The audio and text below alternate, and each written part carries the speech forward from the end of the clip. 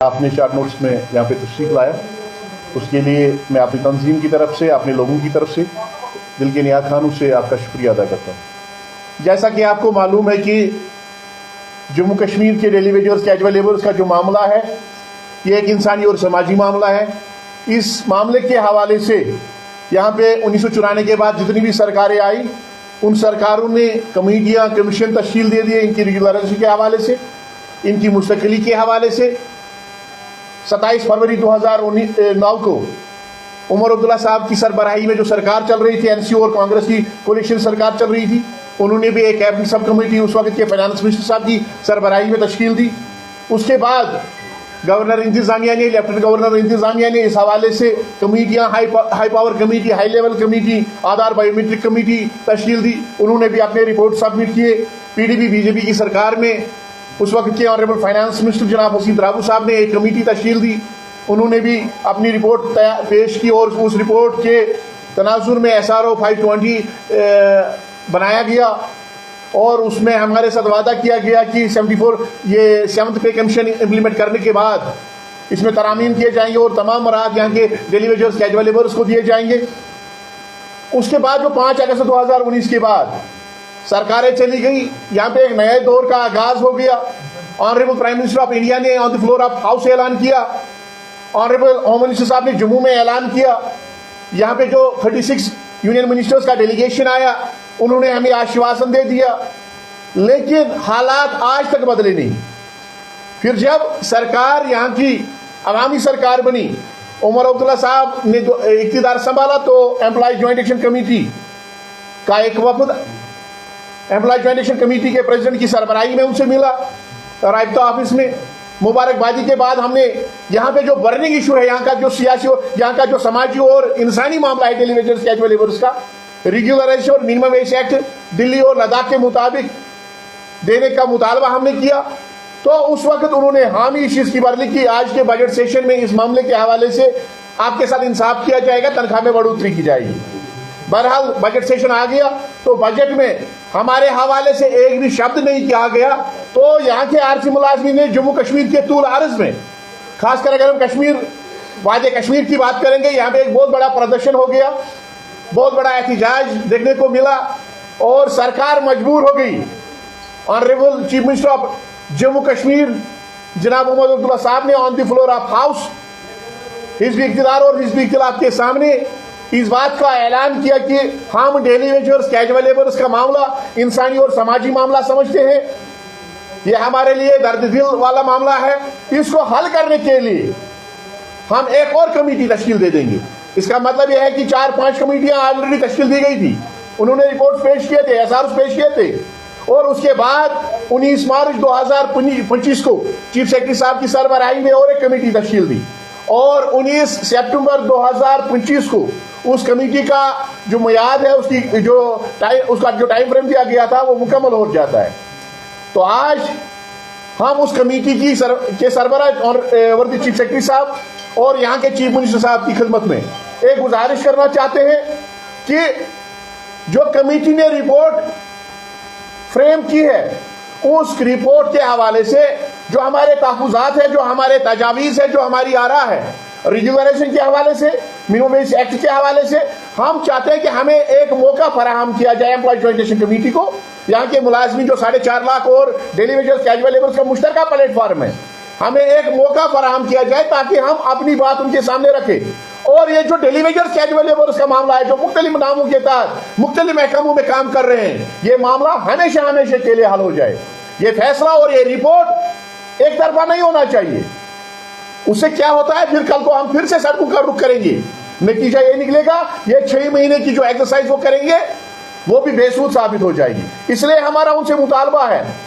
कि इस रिपोर्ट को फाइनल करने से पहले, इस रिपोर्ट को कैबिनेट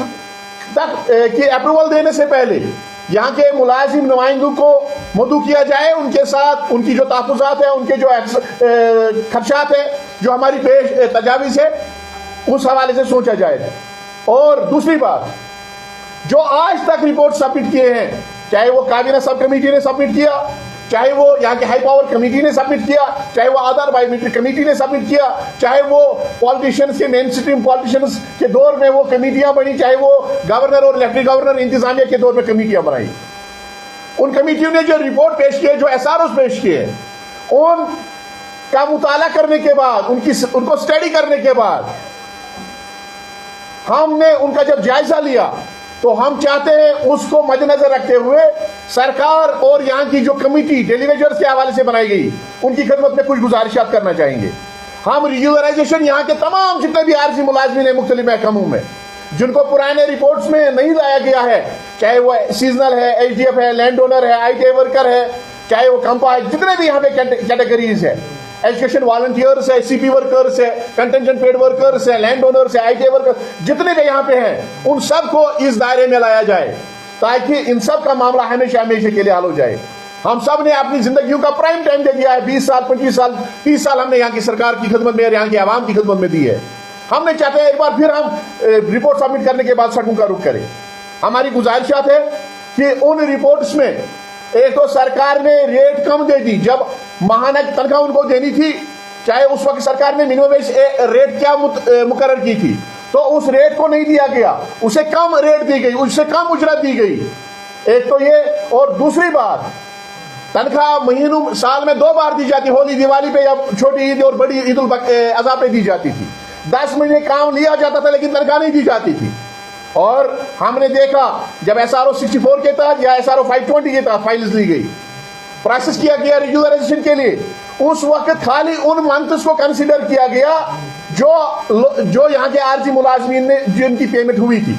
जो लोगों ने काम नहीं किया, जो लोगों ने काम किया था उसके बाद एक तो काम लिया गया, ऊपर से तनख्वाह नहीं दी गई।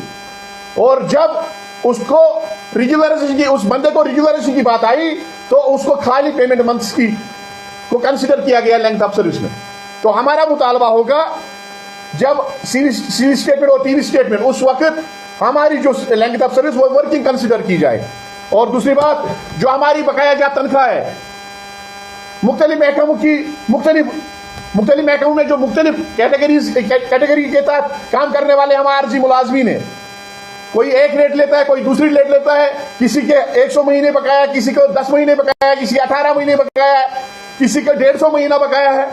हम चाहते हैं या तो वो बकाया जात वागुजार किया जाए, या जो वो पीरियड है जब रेगुलराइजिंग की जाए तो हमारी उस सारी सर्विस को सर्विस के साथ जोड़ा जाए, वो सारा जो पीरियड है वो सर्विस के साथ जोड़ा जाए। और दूसरी बात, जो कैबिनेट सब कमेटी ने पिछली बार रिपोर्ट सबमिट किया था, उसमें उन्होंने 2 चीजें कही थी। रिपोर्ट पर सबमिट किया था उन्होंने, हेल्पर्स पोस्ट की क्रिएशन करो, या यहाँ पे सुपरनमरी पोस्ट की क्रिएशन करो, उनके अगेंस्ट इनको रेगुलराइज किया जाए। लेकिन उसमें एक बात यह कही गई थी कि इनकी चेंज ऑफ डिजिग्नेशन नहीं होगी। उसमें यह कहा गया था कि इनको प्रमोशन इसके बाद नहीं दी जाएगी।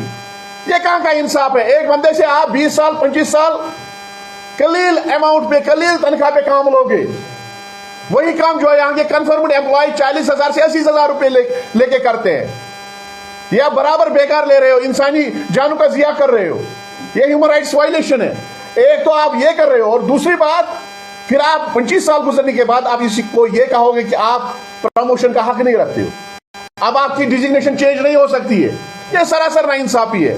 सरकार से हमारा मुतालबा है इस चीज को भी, इस पर भी गौर किया जाए। हम चाहते हैं कि जो यहाँ सुपरनमरी पोस्ट्स के अगेंस्ट यहाँ के आरटी मुलाजमीन को रेगुलराइज किया जाए, जैसे कि 40,000 जो हमारे आरटी मुलाजमीन हैं उनके लिए जो गवर्नर इंतजामिया ने पिछली बार हल निकाला, वही हल उन्हीं सुपरनमरी पोस्ट्स के अगेंस्ट यहाँ के आरजी मुलाजमीन को रेगुलर किया जाए। अगर सरकार चाहती है कि हम एक फेज में नहीं कर सकते हैं तो एम्प्लॉय ज्वाइंट एक्शन कमेटी इसके लिए उनको एक तजवीज पेश करती है कि आप फेज वाइज रेगुलराइजेशन करिए, हमें कोई एतराज नहीं है। लेकिन जो लोग रह जाते हैं जिनको वेट करना पड़ेगा, उनकी तनख्वाह तब तक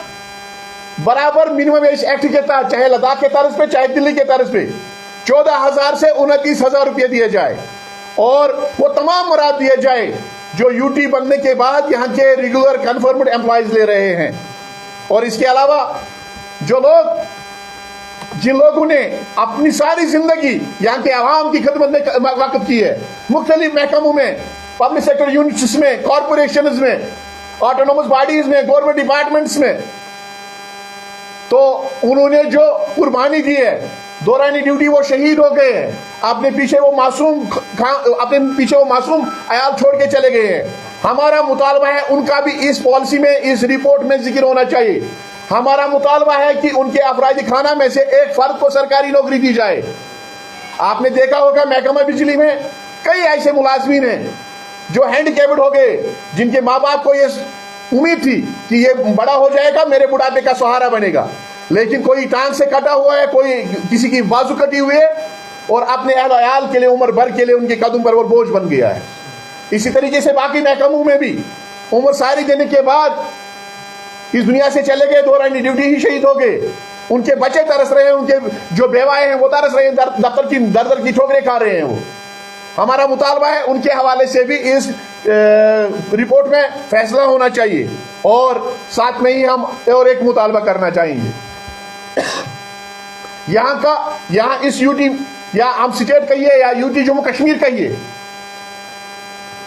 प्रधानमंत्री का एक नारा है कि एक विधान, एक निशान और एक संविधान, लेकिन जम्मू कश्मीर में कुछ मुख्तलिफ हो रहा है। यहाँ का जो पॉलिटिशियन है, अगर वो इलेक्शन जीत जाता है, रिजल्ट डिक्लेयर होता है, खुदा ना खास्ता अगर उसकी रिजल्ट डिक्लेरेशन के बाद 2 मिनट के बाद उसकी डेथ हो जाती है, तो वो ओल्ड पेंशन का हक रखता है, उसकी फैमिली वो पेंशन का हक रखता है। लेकिन अफसोस इस बात का है, और उन सोचों पे है जो ये समझ रहे हैं कि डेलीवेजर ने 25 साल सरकार को दे दिए, जो ये सोच रहे हैं कि यहाँ के कन्फर्म्ड एम्प्लॉयज ने, चाहे वो पब्लिक सर्विस कमीशन के थ्रू आए, चाहे वो यूनियन पब्लिक सर्विस कमीशन के थ्रू आए, चाहे वो सर्विस सिलेक्शन बोर्ड के थ्रू आए, चाहे वो एज डेलीवेजर है, चाहे वो पब्लिक सेक्टर में काम कर रहे हैं, कि ये 25 वर्ष, 26 वर्ष, 30 वर्ष अपनी सारी जिंदगी, अपनी सारी सोशल लाइफ कुर्बान करके इस डिपार्टमेंट को, इस आवाम को दे के ये ओल्ड पेंशन का हक नहीं रखता। ऐसी सोच पे हम इतना ही कहेंगे, इन्ना लिल्लाहि व इन्ना इलैहि राजिऊन। हमारा उनसे मुतालबा होगा कि जहां सियासतदान रिजल्ट डिक्लेरेशन के बाद उसे अभी कौम के हवाले से एक काम भी नहीं किया होता है, एक कुर्बानी नहीं दी होती है, उसी तर्ज पे यहाँ के आरजी मुलाजिमीन के हवाले से जो 1994 से लेके आज तक लगे हैं, उनके हक में भी ओल्ड पेंशन रेस्टोरेशन का ऐलान किया जाए। क्योंकि यहाँ की जो सरकार है, उमर अब्दुल्ला वाली सरकार, इन्होंने खुद इलेक्शन मैनिफेस्टो में इस बात का ऐलान किया था कि हम अपने दौर इख्तियार में रेगुलराइजेशन का ऐलान करेंगे और ओल्ड पेंशन को रेस्टोर करेंगे, जैसे बाकी स्टेट्स में हुआ है। हमें पूरी उम्मीद है कि उमर साहब इस बारे में जाती दिलचस्पी ले लेंगे, और इस मामले को, जो इंसानी और समाजी मामला है जो उनकी सरकार में 2014 में रह गया था, इसको हमेशा के लिए हल किया जाएगा। और चीफ सेक्रेटरी साहब अपना रिपोर्ट सबमिट करने से पहले यहाँ के मुलाजिम नुमाइंदों के साथ वो रिपोर्ट शेयर करेंगे, हमारे खदशात, हमारे तहफ़्फ़ुज़ात को दूर किया जाए।